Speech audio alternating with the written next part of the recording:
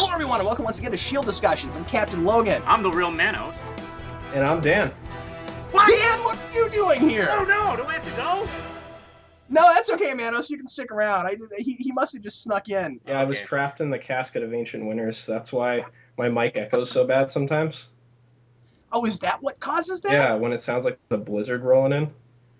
That makes perfect sense. Yeah. Is it cold there? You have a parka? Yeah, it is pretty cold. I mean, I live in New England in the winter, so it's cold all the time. It's just extra cold here in this room. It's just extra cold in my casket of ancient winters. I should have known Dan was going to be on this episode because I saw that ad in the back of DC Comics with a shirtless Dan. So today we're going to be reviewing the latest episode of Agents of S.H.I.E.L.D. We're all very excited to talk about it. Yes Men, bringing in some major Asgardian characters. And before we do that, first of all, Dan, welcome back. And I want to let everybody know that Dan's on break right now. He's been in school. That's why he's not been on the show. So that's why he's able to join us this week. It'll still be me and Manos from here on out. But hopefully every now and again we can get Dan back. Yeah, I'll pop out of the casket every once in a while. It must be really hard to do homework in that casket. It's real hard. You have to buy ink that doesn't freeze and stuff. So anyway, before we get started, I'm going to add a new segment to the beginning of the show. For those of you not also watching Arrow and listening to Arrow discussions, we started doing this over there, and we're going to do it here too. I'm taking some select questions and comments from our viewers, and we're going to address some of those at the beginning. Sometimes people say things that are really smart and interesting and intelligent, and sometimes people say very funny things, and I want to mention some of those things too. And especially when people correct us on something that we need to address and be like, oh yes, we were wrong about that. We should probably address that. So we're going to go ahead and start on that right now. So I'm going to go down a few of these. I've got 5 or 6, and these are from the previous episode, Tahiti. So we're gonna start with a couple of amusing acronyms that people have for Tahiti. Goku 48071 says that he thinks Tahiti stands for the Alien Humanoid in Tank Initiative, which I thought was pretty good. And Vader 47,000 says that his guess is that Tahiti means the alien hidden in the incubator. Well, that would be very on point. I think that one's pretty funny. Yeah. It's like the alien. It's like we made up a thing for this one thing we did. If we have any other aliens in incubators, we have to change the name. Okay, so let's go on to some more serious stuff. Nico's 52 says that, and I had a lot of comments about this, says that I misinterpreted something from the last couple episodes, and that Ward was never mad at Fitz, that he was mad at Coulson, which we're going to talk about a little bit later with regards to this episode, because I'm still not sure about that. But thought that everybody was right about that, and then I got to this episode, and now I'm still not sure about it. But he thought that they were also implying that he's jealous because he thinks something's going on between Coulson and May, which I never picked up on. If that's in there.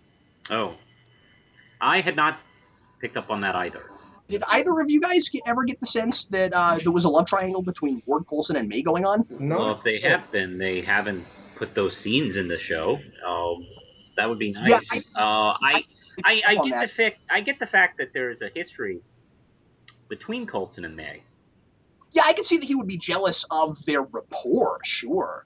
But I hadn't gotten any romantic or sexual tension between the two.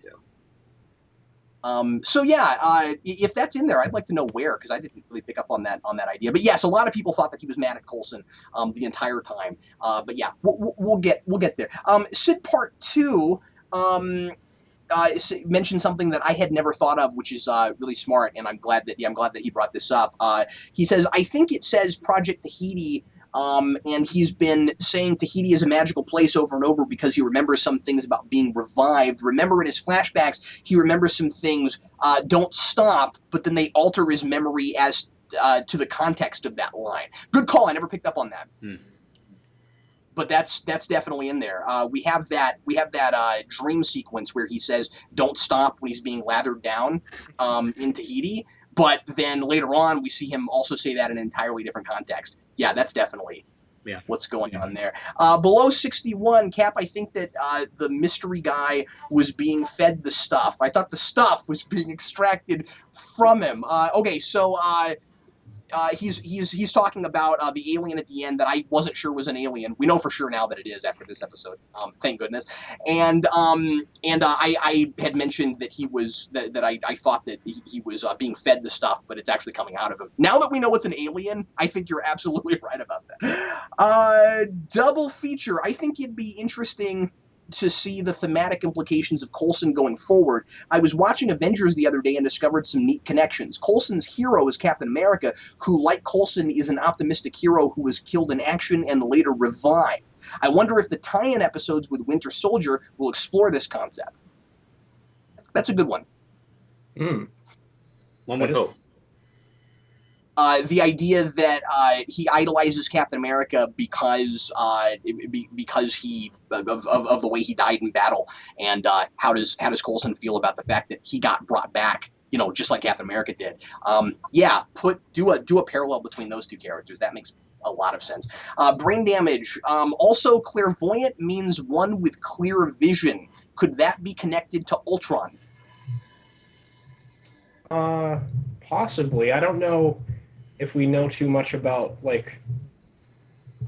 what's going on with Ultron yet to say definitively whether or not, we don't even know in the cinematic universe who's making them and stuff. And we don't know if Ultron has been created yet. Yeah, exactly. If Ultron turns out to be Jarvis or something like that, then maybe you can make that case that this has been building. But if Ultron is created in the film, well then, I'm not sure if that would make much sense. But of course, we have to see the film come out to really.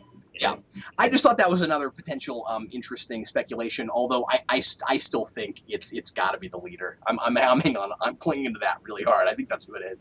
All right, let's go ahead and go on to today's episode. Today's episode was called Yes Men, which I think is a great and hilarious title for this episode. I really enjoyed that. Frankly, that's kind of my big review of this. Is really enjoying seeing the show not taking itself too seriously, but also telling some pretty heavy story in this all at the same time. And man, did they do a great job of introducing a major Thor character and making it not lame and too TV. Guys, I felt like this was like a 45-minute mini movie. I felt like the production values were right spot on with the movies. I was really, really happy with it. Dan, overview wise, how'd you feel about this? And I know that you between us are definitely the biggest Thor fan. How did they do translating Lorelai and giving us more stuff for Sif?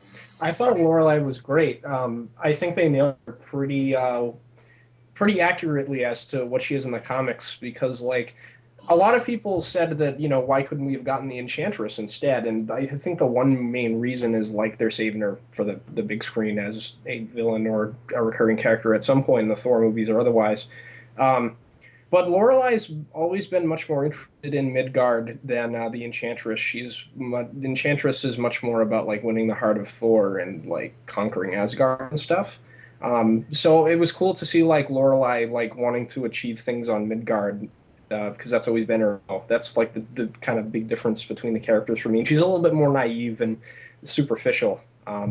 Not that Enchantress isn't, but Lorelai's got that to the extreme. And she had all that going on, which I thought was great.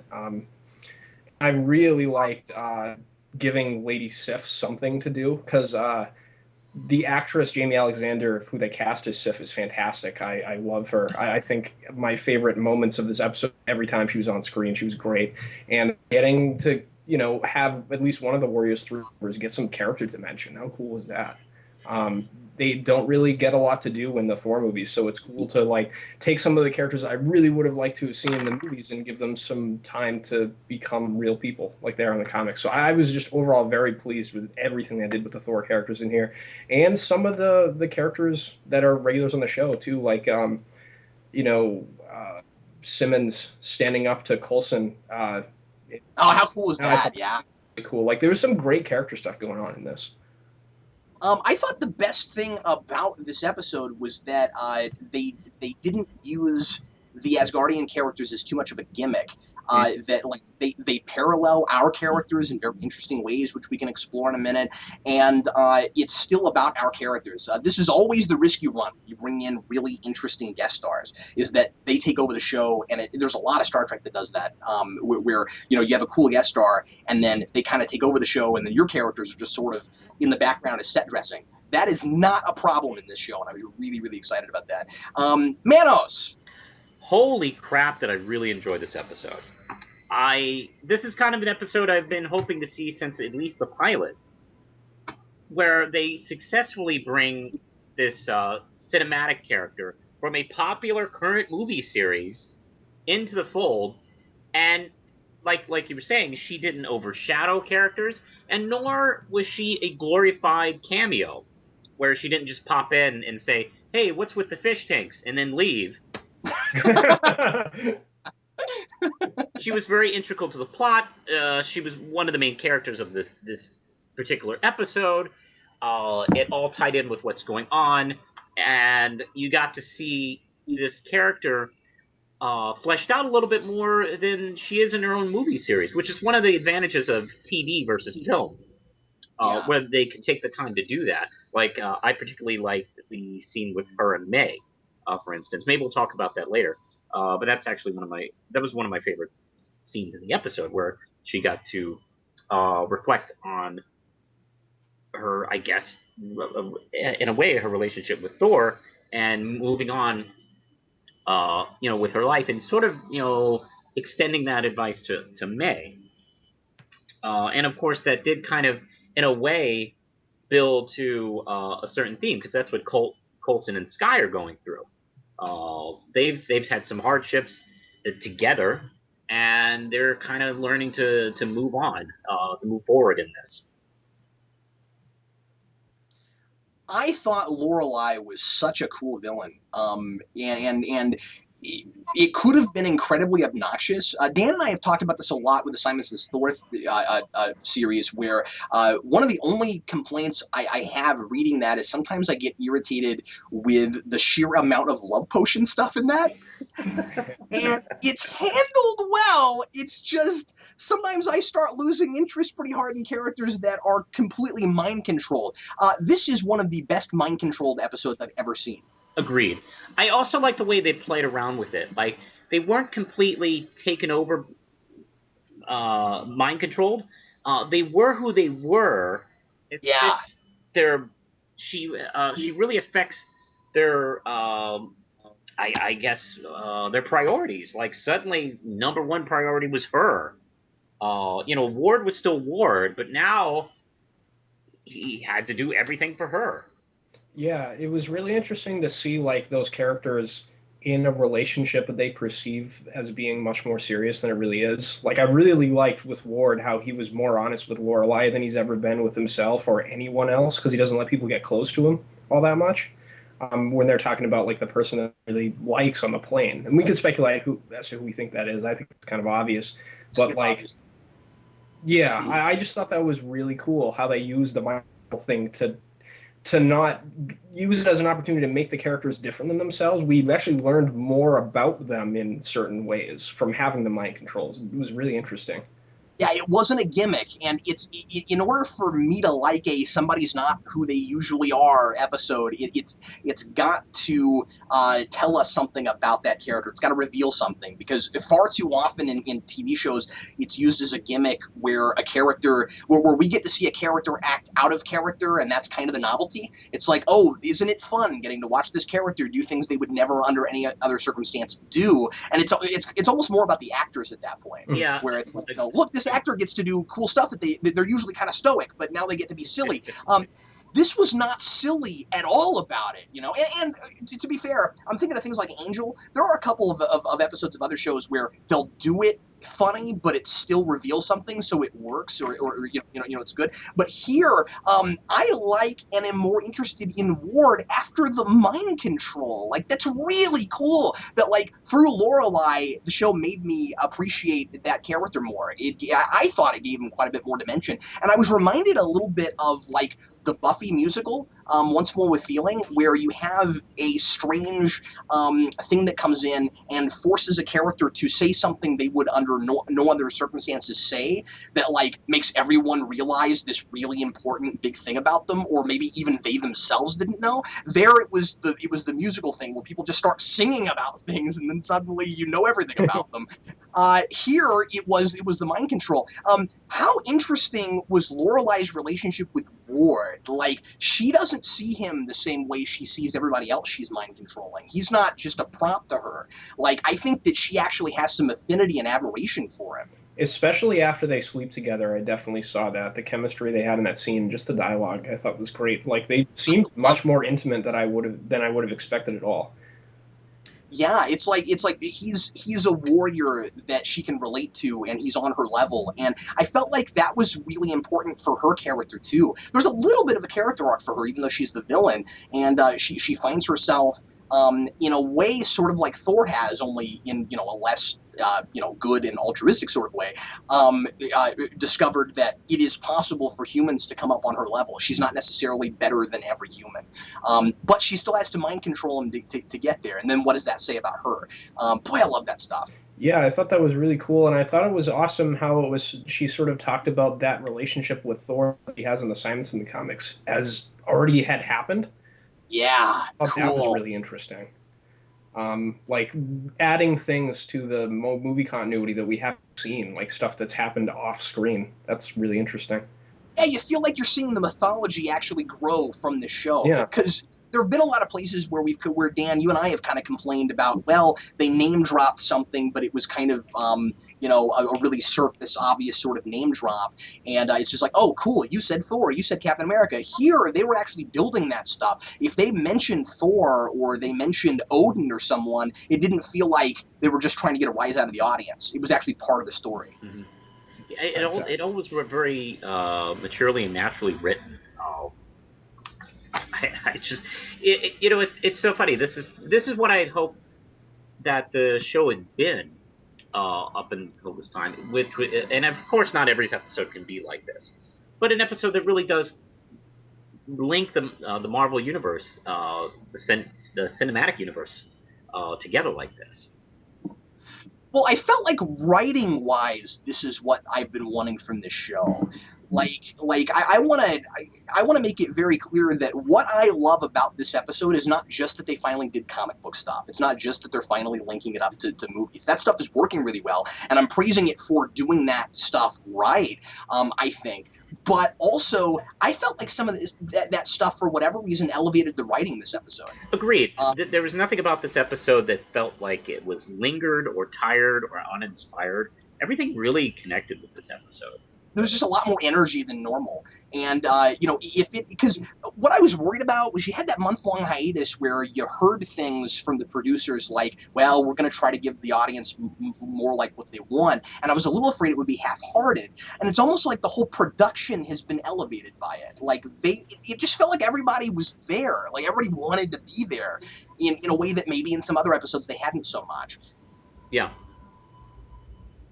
um Dan, uh, Dan, did you think that the vernacular was as cool as I did? I thought it was really cool.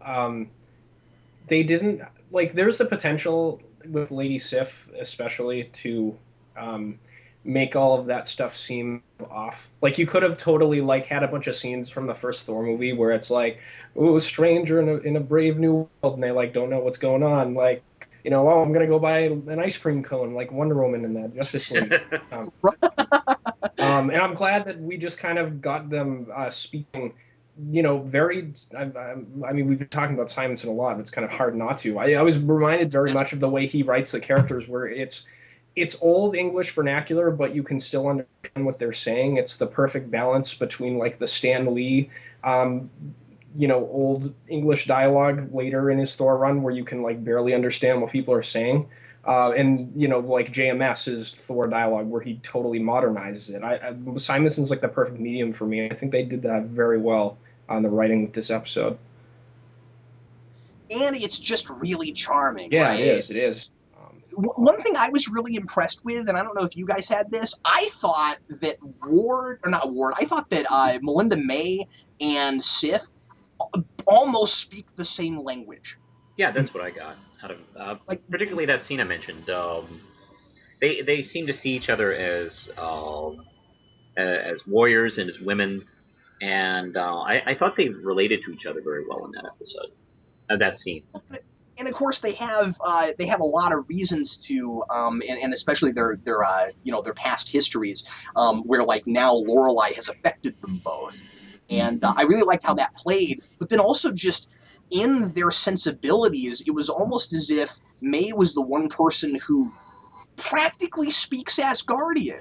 Like it's not the same old English kind of thing, but she's really stoic. She's a little bit stolid. She's kind of got that stuffiness about her, and it was really interesting to see them talk to each other because they were the only two characters with the Asgardian stuff and the human stuff where at no point did either of them look at each other and be like, I don't know what you're saying.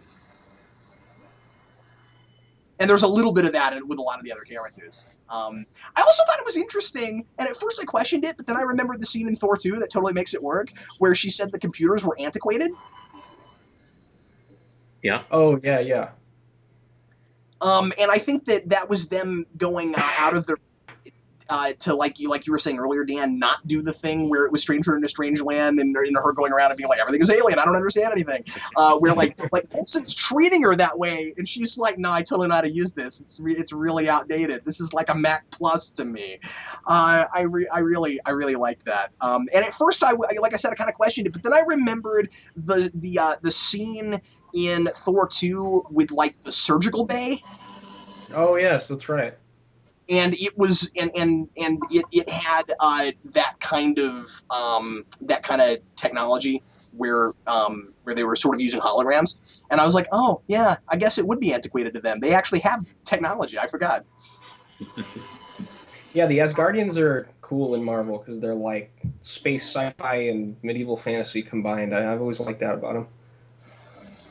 What other notes did you guys have? Let's just kind of jump around for a bit before we get to best moment, worst moment. Um, I didn't really have any other specific notes, overview wise, other than what we already spoke about. But I don't know. I just think the acting was great from everybody in this episode. Everybody got a moment to shine, in ways that they hadn't in previous episodes. Like me and Captain Logan had early on talked about like Fitz and Simmons not having anything to do at the beginning of the show, and now they have their place on the team. That's been going on for a while, but especially in these episodes, like I don't think I could like you couldn't have this story without them in it, and I really appreciate Yeah, that. Agreed. And you know what? I'd have to say, Ward is a character who's never really grabbed me until this episode, really. Hmm. Uh, I don't know. There was just nothing really about him. But yeah, like you said, it's odd. Once he became mind controlled, he got really interesting, which is usually the opposite in this kind of thing. Uh, so yeah, we did learn quite a bit about the character. I really appreciated with him that I thought this episode had a really good sense of continuity, and I liked that they went back to the Berserker staff thing. They mentioned it a couple times, but the big thing is when Lorelai says that he has the rage of a berserker, Yeah. and I found myself really wondering if she was picking up on the fact that that is literally true. Yeah. Because remember that with the Berserker staff, we were told that you never fully get over it, and that changed him a bit, and it changed him and May both, which is what started their relationship. And I thought it was really neat when she said that, because I was like, wow, are you being figurative, or do you really know, just looking at him, that he actually had that happen to him? Yes, and the thing I have to say, that I was sort of disappointed, with this episode, and that's just because of my expectations, and I would have liked to seen this happen. I would have liked to have seen our friend who is almost exactly Balder the Brave, to come back from the other Asgardian episode.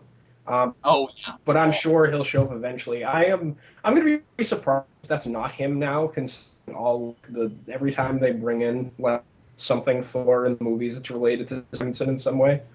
It's like one of Kevin Feige's runs in Marvel, apparently. So, yeah, I really hope that's where they go if he shows up again. Like, I don't know. These Asgardian episodes have been pretty awesome. I'd like them to do another one soon. Well, it's also interesting that they've already done 2 Asgardian episodes. It makes me kind of wonder if they'll eventually kind of jump to some other major Marvel movie, if we'll get kind of a here's somebody that works for Stark, kind of episode.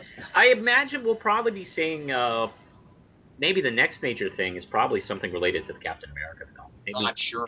Maybe Surely. before the season is out. Well, and I wonder if they'll do a tie-in like they did with Thor 2, and then maybe this time it will actually have more to do with the movie. Because the thing is, from the trailers, and this could be more upplayed than it really is in the movie, but you get the sense that that movie is all about S.H.I.E.L.D. So, like, surely the S.H.I.E.L.D. show is going to do something with Winter Soldier. That would be really dumb if they neglected that. But I also think, and we'll talk about this in predictions, I have a theory that they're already building toward it. Oh And yeah. yeah, and we'll talk about that when we get to predictions. I want to make you wait on it. I have a few just kind of this was cool sort of moments. I thought it was really fun when Sif first meets Coulson and says, "What kind of dark magic is this?" Sif, it's called mad science. That's the dark magic. I agree too. I really love the fact that she reacted to his presence. Did you guys notice that the biker guy Rooster is so uneducated that he thought Ben Franklin was a president? Actually, I Yeah. wasn't really that surprised, but I enjoyed that. He was a president. I really wonder how many people watching that, even those of us that like know stuff, were like Googled it just to make sure. Like, am I stupid? Am I crazy? He's not a president. well, that's like Yeah. just yeah. I don't know. That's kind of a classic joke, but unfortunately, it's sadly true of a lot of people. Yeah. I wouldn't be Uh, surprised if there were quite a few Look, people who look, come just on, kind of Logan. speculate. We're talking about a biker named Rooster. You expect him to be an expert or have some basic knowledge of history? I would have paid money for that guy's name to have been Rooster Gold. well, well, Rooster, you ordinarily are quite the cleverest sort, but I'm afraid you're wrong about the president, Franklin.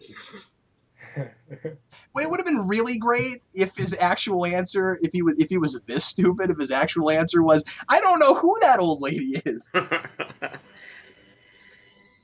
Did anybody else get? And maybe this is just me because of things I love. Did anybody else get the vibe that for a while there it felt like Lorelai was kind of the female General Zod?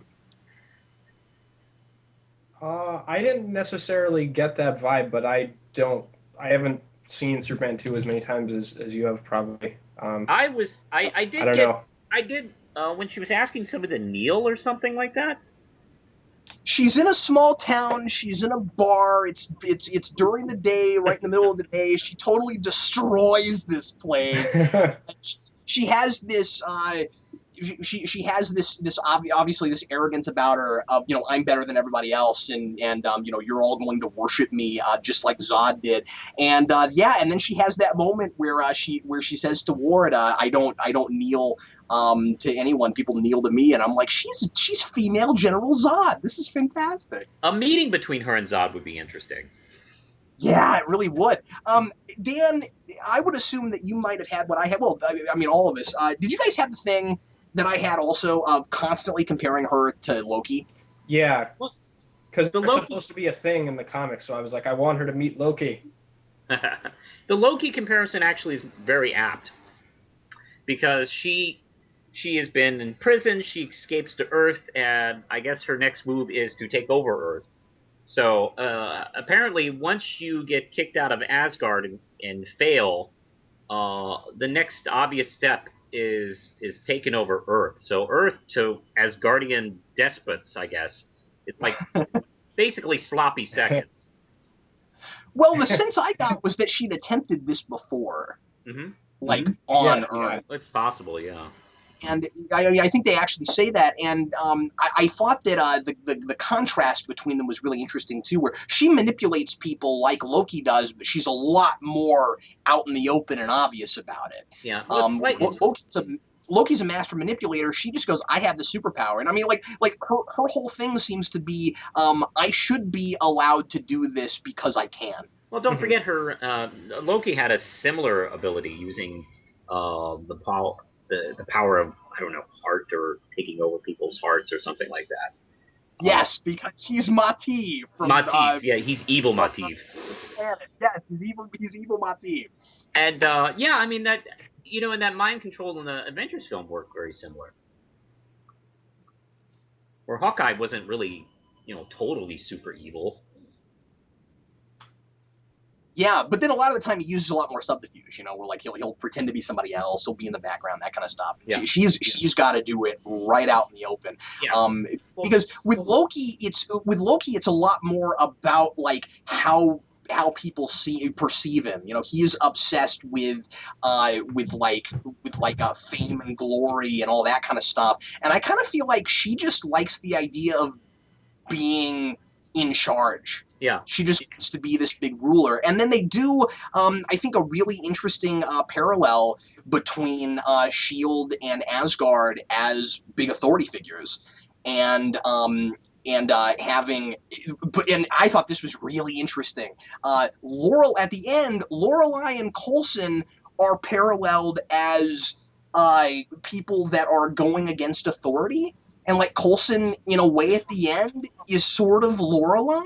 Not really, but like, at the end with the big reveal, I'm gonna go against, against my government because I mean, his reasons are different, certainly, but it still is sort of this, I deserve something. The comparison I was thinking of, and I think you're onto something there, and maybe this is going on with both of them, because I think they did a good job of paralleling most of the characters against each other. I thought she was sort of very similar to Skye in a lot of ways too, because especially early on in the show, where she's like all against the authority figures that are supposedly oppressing her, doing what she wants to do, and I think that the one on the plane that Ward really likes is Skye, and it's interesting that he ends up being with those two women, given how similar they are. Even though he's mind controlled, he does become intimate with her to some degree. Yeah, and of course, yeah. I mean, I think that all builds in together, Dan, because Coulson and Skye have this really interesting relationship. The same things keep happening to them. Now they've both been basically brought back from the dead, on top of all the other ways in which they were the same. Mm-hmm. Yeah. And yeah, quite possibly with the same and so now it's like Coulson is going against that idealism he had earlier on in the season, which Dan, you and I predicted was going to happen. That he would eventually have to go against that because now he doesn't trust the system. And then that makes him a lot like Skye used to be. It's like they're switching places a little bit. But yeah, that's interesting. Boy, did I love that look that he gave the camera, or that he gave just off camera, when Sif was comparing Asgard to S.H.I.E.L.D. Mm-hmm. because she's following the rules because of her code, and he's lost his code.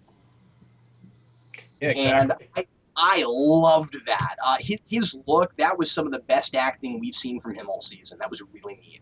Yeah, Clark Gregg tore it up this episode. I love the scene between him and Skye at the end of the episode, too. A great scene between them two. Mm-hmm. The thing I wanted to mention from earlier now about who, and I can't believe this has turned into a thing that I keep feeling the need to talk about, that the person that Ward was angry with looks like it was, I mean, maybe it was also Coulson, but here they come right out and say it was Mike. Oh, well, that makes sense. I don't know why it took us 3 episodes to get there, but all right. Oh, he was mad at Mike for not well. I mean, but he's also being, sort of pseudo mind controlled. I'm not sure. Not sure why Ward is really that on him about it, but I guess I can see it. Yeah, the interesting thing is, like, Ward was all about. I can't remember if he said this specifically, but I think the idea was supposed to be, from the way I read the episodes, was like Ward thought that Mike, if he really wanted to have fought the mind control to some degree and at least stopped Sky from getting shot in the stomach twice. And then the Yeah. tables get flipped on him, and May tries to ask him to fight it, and he's not able to do it. Oh yeah, good call. That's great. So now he might be able to sympathize more with Yeah, Mike. exactly. Because I mean, I want to make sure I'm using the right terminology. It's not exactly mind control. Obviously, he Right, has right. free will. He's got, he's being told to do things, and he could get killed at any moment if he doesn't. And also, yeah, his kid's in danger, so there's that. So it's a little bit more complicated than Ward's making out to be, certainly. But yeah, I didn't even pick up on that, Dan. That's a really good call. He's now been put in the exact same situation. Yeah, I love the way that they're playing all these characters off of each other. I hope. I mean, they do set up for Mike to, be a recurring character throughout the show, but I'd like him to be like a regular to some degree. Me I too. really like Well, that guy.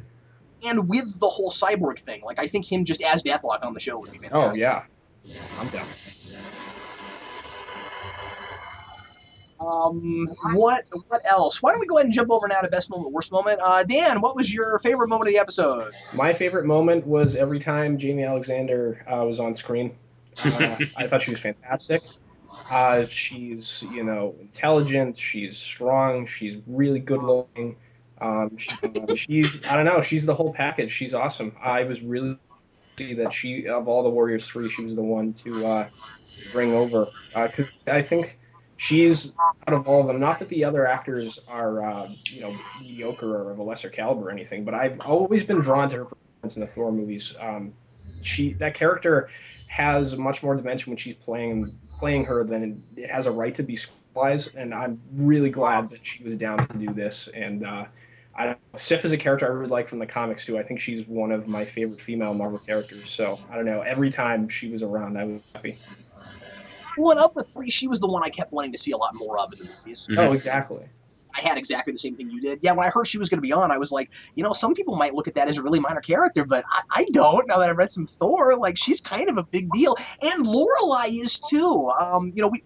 Manos and I talked about this last week. That like Lorelai pops up and has this big name drop. I'm Lorelai. Like, how many people are going to watch that and be like, "Who the heck is Lorelai?" But I know who that is. Right.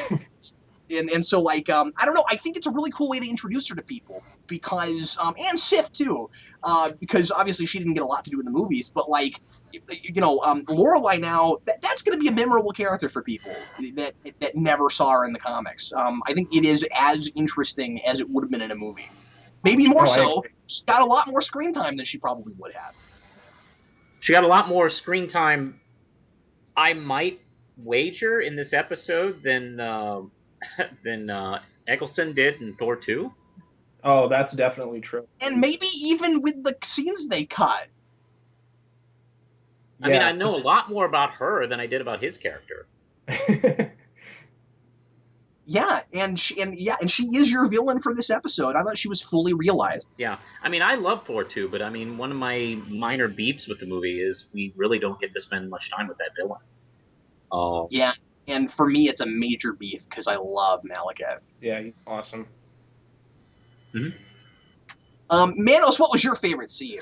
I gotta agree with Dan. Every second Lady Sif is in the episode was fantastic and awesome. I loved her kicking that trailer across. Oh yeah, that was great. And Coulson's like, that was a very literal interpretation. That whole, actually, uh, all the scenes with her and all the action super god stuff she does looked very good.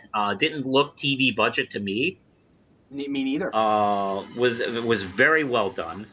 Uh, We got some Rainbow Bridge. we got a little rainbow bridge out of the action, and I will say, as a minor, maybe second choice for me, was that moment where Coulson realizes what's his name, the British scientist, Kip, or what's that guy's name?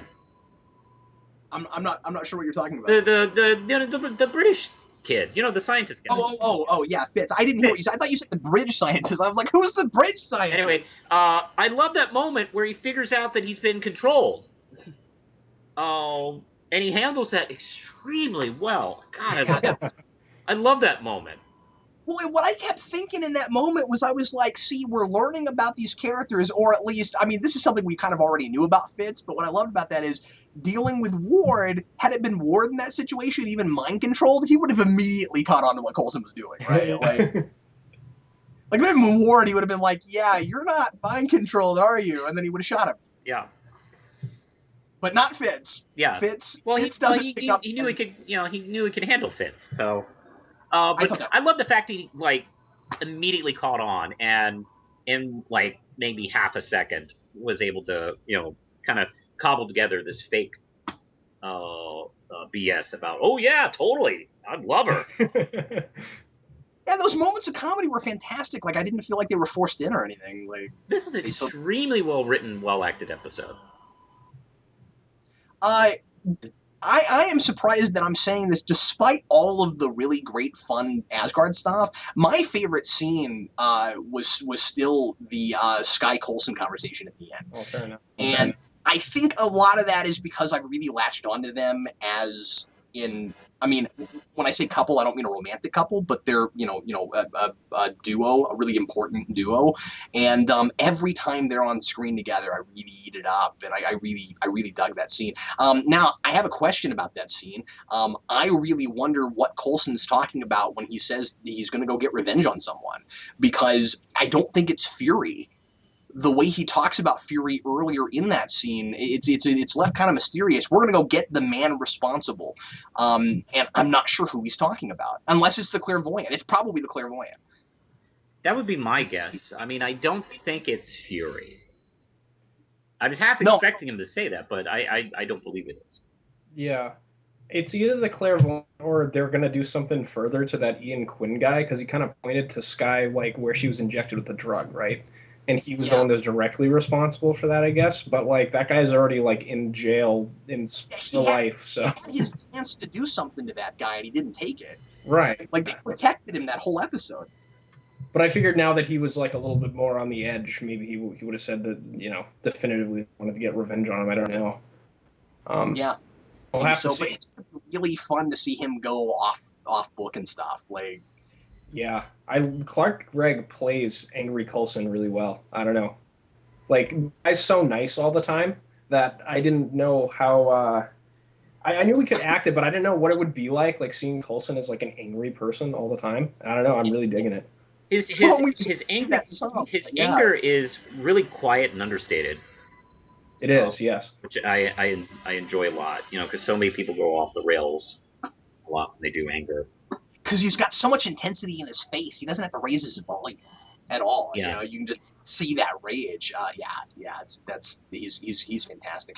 Did either of you guys have a worst moment? Because I really didn't. I struggled to figure out a worst moment, so I went with why didn't they just send an army of female S.H.I.E.L.D. agents after Logan? I had exactly the same thing.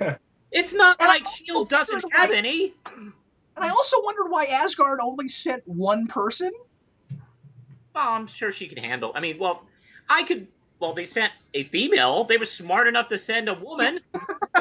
That's true. That's true, but they have other women too. I wonder why they didn't send like 3 or 4 people. But then again, I guess in the first Thor movie, they only sent the Warriors 3 to battle the Destroyers. So Oh, hey! This is Loki Odin we're dealing with too. So yeah, that's right. I was just about to say Loki's in charge of Asgard right now.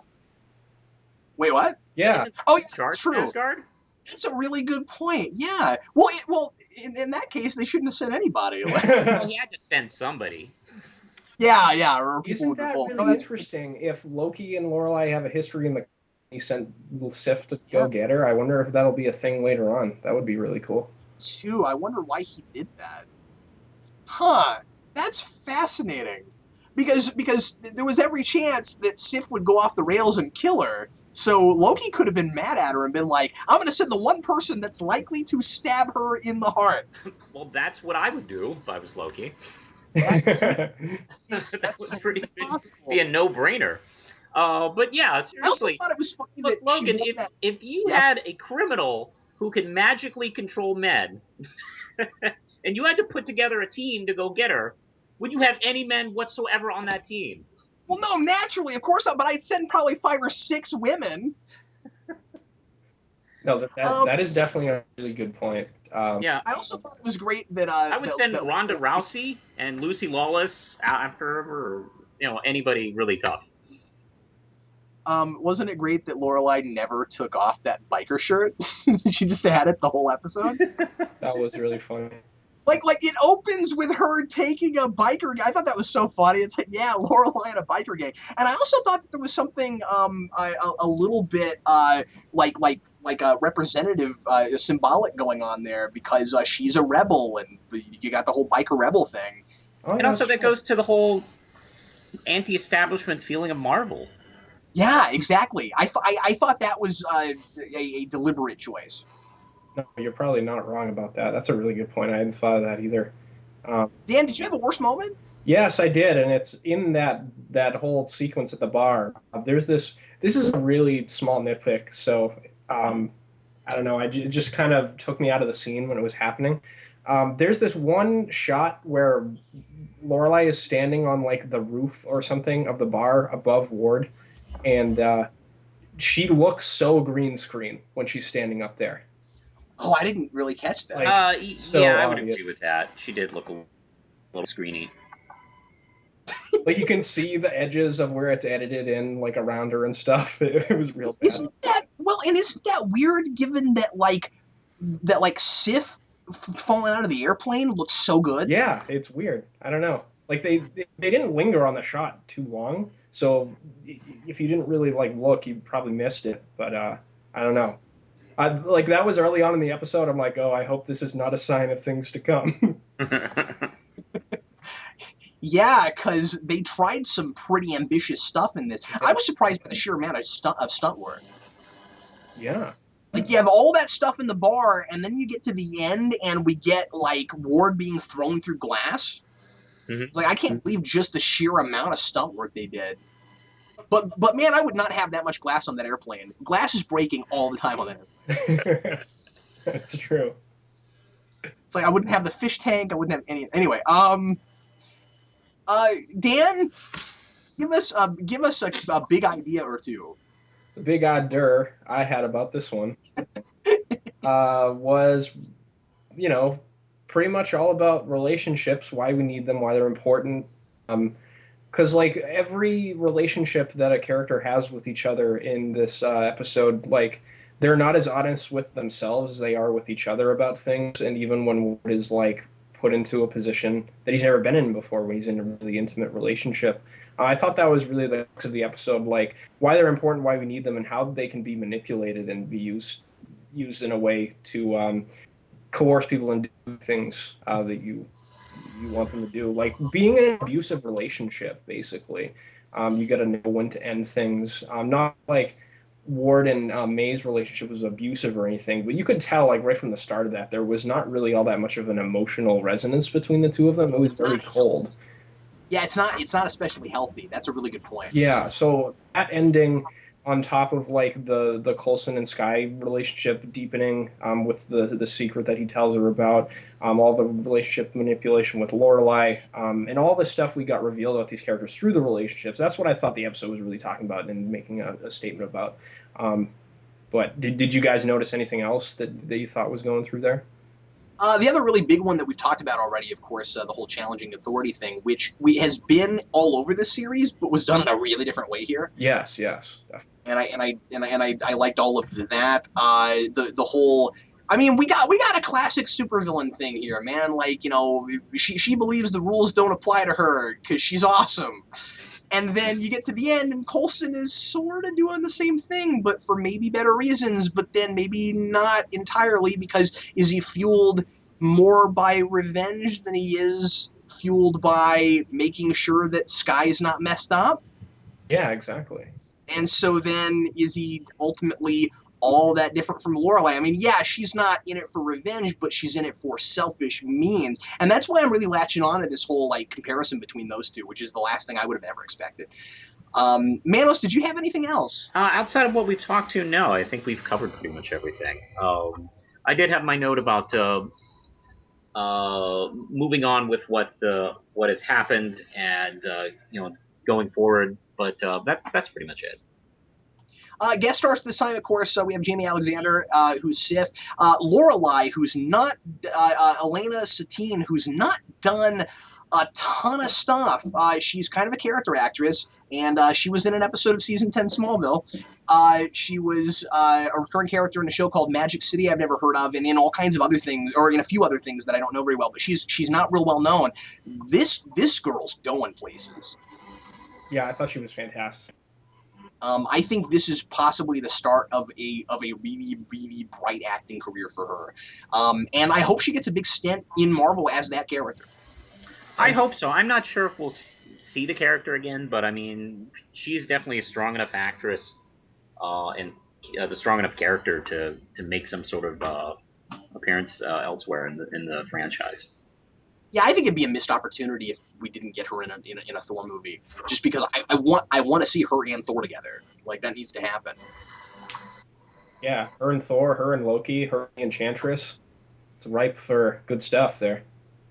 The big comic book reference thing in this one, obviously, is the big long name drop of blue species. Yeah. Which I thought was great. And we'll talk about that here in a second in predictions. But did you guys notice any other comic book references that I didn't mention? Because that was pretty much the big one, I thought.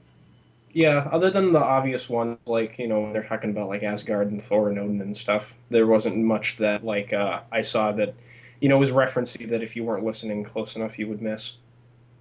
Yeah, anything just straight up comic book that's not also referencing the movies. Yeah. Agreed. Okay, let's go on to predictions.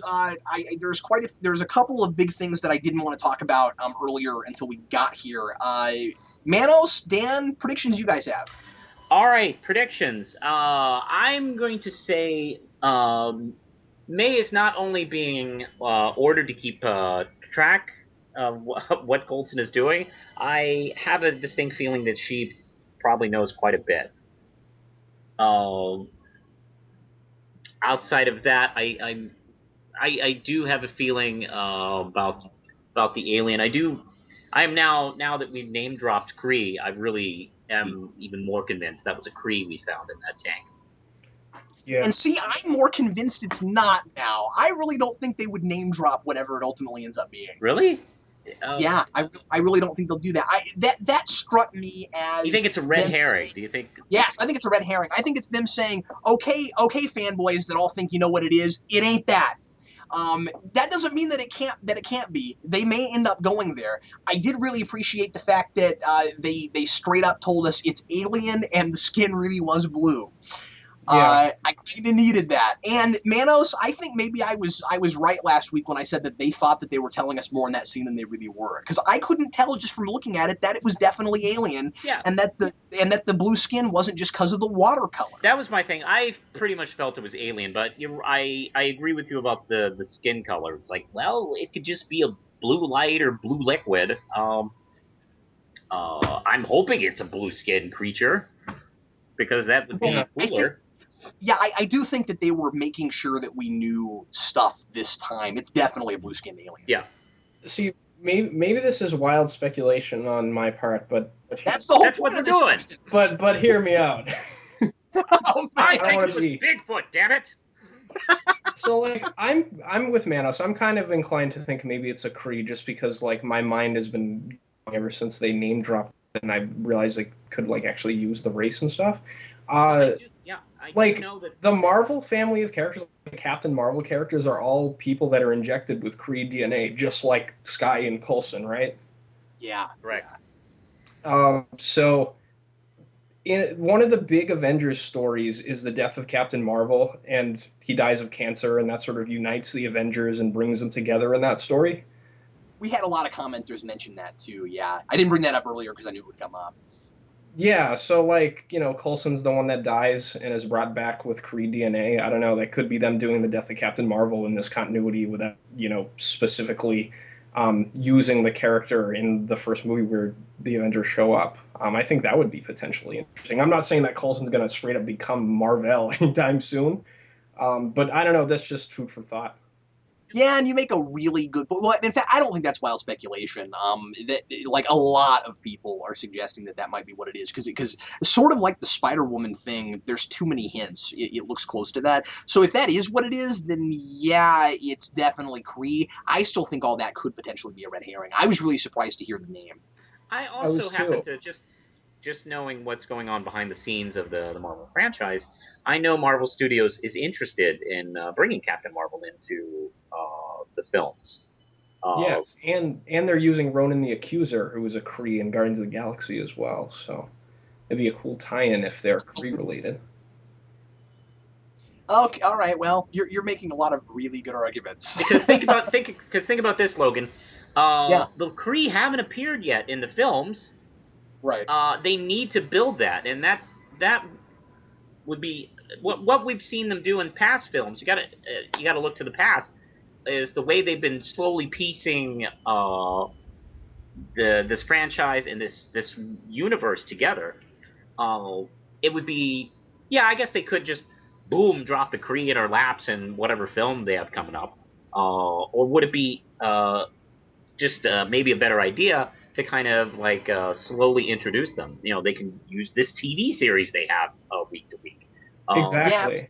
And I guess I just assumed that they would want it to be a bigger surprise. Like now that the name has actually come up, people are not going to be well, surprised. keep in But mind, not everybody is a comic book dork. oh no, and absolutely, and that was the next point I was going to make is yeah, I'm saying this is someone that's heard of the Kree. Also, do I know that species or the whole like space cosmic Marvel thing well enough that that would blow my mind? Not really. If it was a Skrull, that'd be a big deal. yeah, Um, it definitely. You know how you were saying you think they might be building a Cap tie-in in the future? We got to remember too, they got to do a tie-in for Guardians as well. So yeah, that could that be yeah. and they come out the same. No, Cap is this summer. Guardians is when is No, Guardians? Guardians. Oh. Guardians is August. Okay, so yeah, they both come out in the same summer, so we could be getting tie-in episodes of both of them, and the Guardians one could be Kree related. Who knows? Well, and the thing you got to keep in mind too is we're getting Captain America next month. So if they're doing a tie-in to it, they have to do it this season. They could be building to the Guardians thing because the show will be on hiatus by the time Guardians comes out. Oh, okay, cool.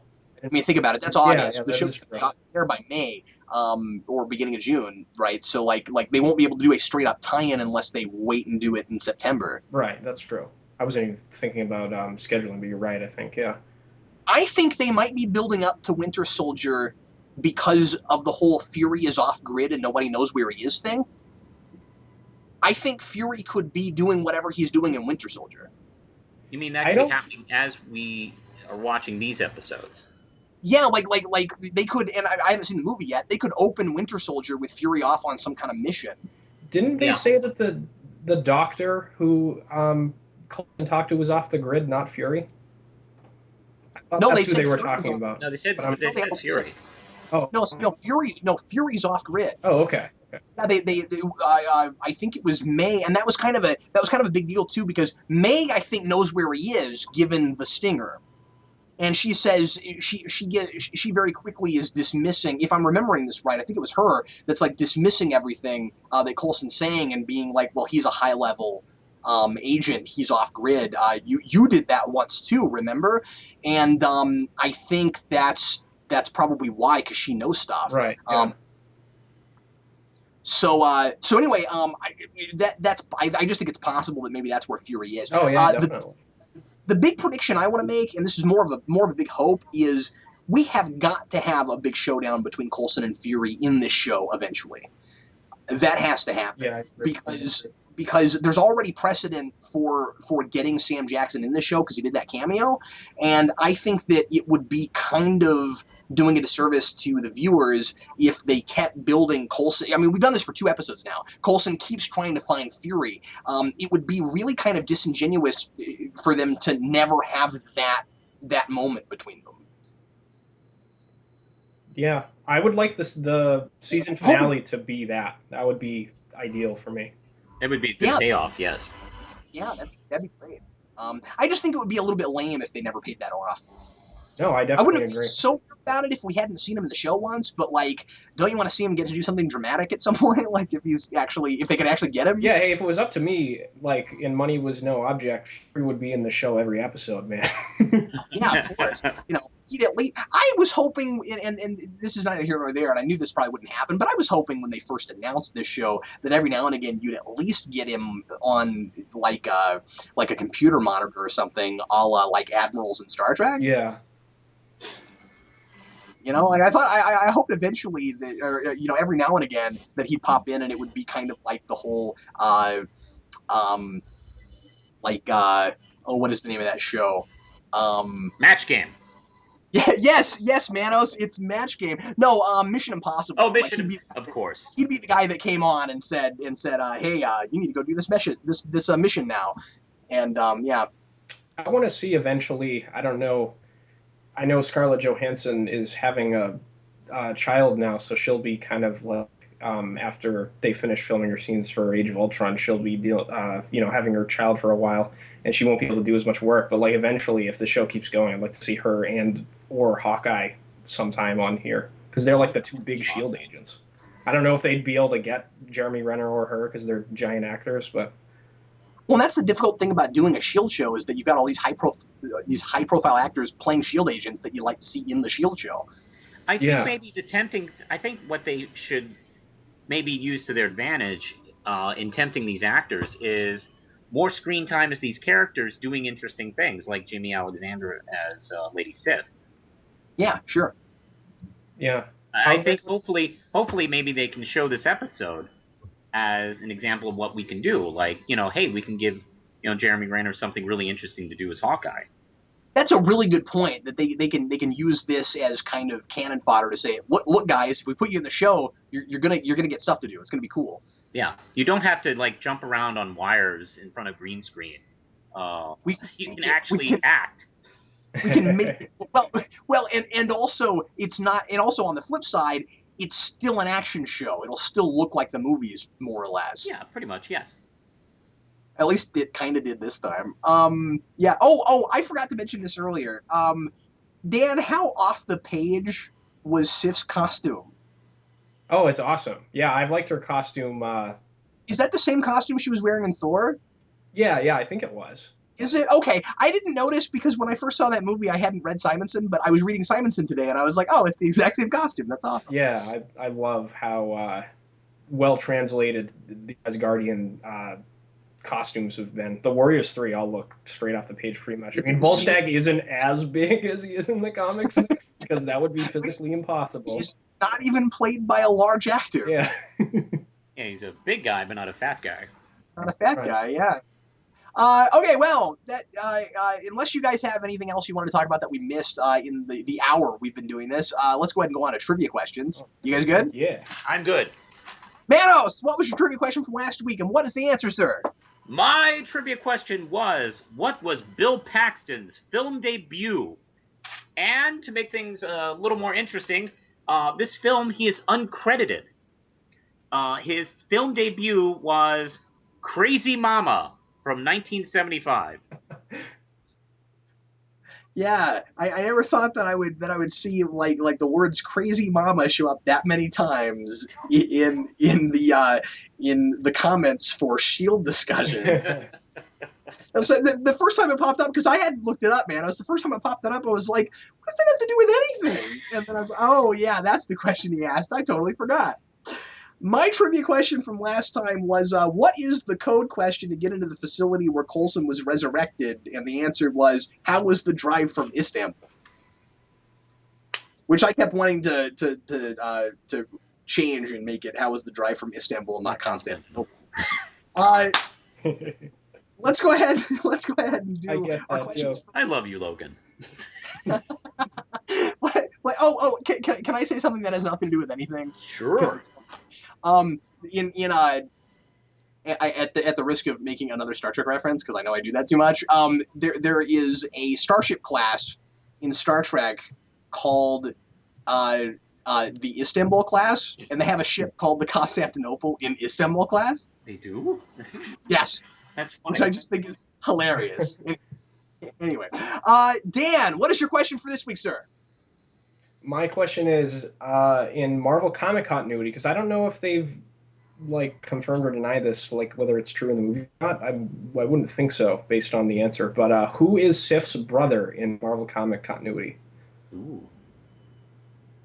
Cool. Manos, do you have for I us? also have a Lady Sith comic book question.